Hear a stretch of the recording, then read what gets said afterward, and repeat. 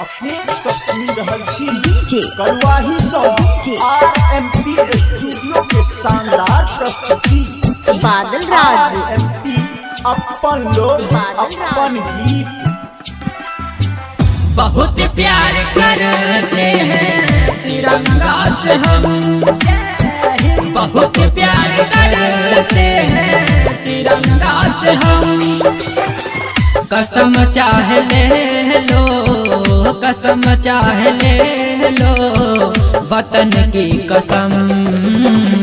बहुत प्यार करते हैं तिरंगा से हम, बहुत प्यार करते हैं तिरंगा से हम।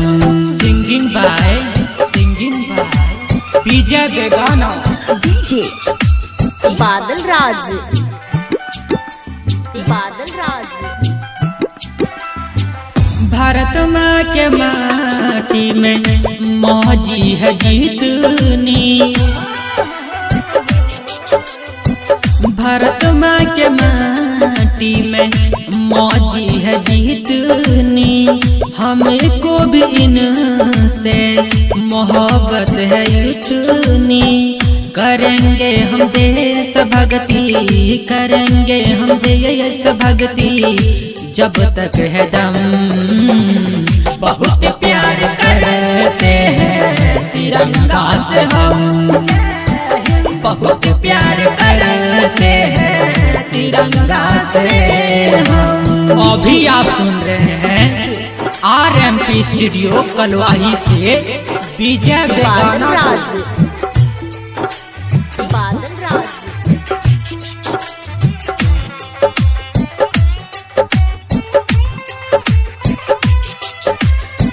हमारे वतन की शान है तिरंगा,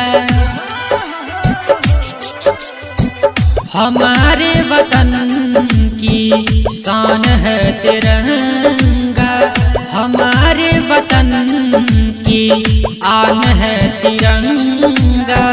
झुकने न देंगे, झुकने न देंगे इसे जब तक है दम। बहुत प्यार करते हैं तिरंगा से हम, बहुत प्यार करते हैं तिरंगा से हम। कसम चाहे ले लो, कसम चाहे ले लो, वतन की कसम। बहुत प्यार करते हैं तिरंगा से हम, बहुत प्यार करते हैं तिरंगा से हम। आरएमपी स्टूडियो के लाल बटन दबाकर सब्सक्राइब करी, संगे ही बेल आइकन के दबाना नहीं बिसरी, ताकि अपने सबक समक्ष नव प्रस्तुति अभित रहे।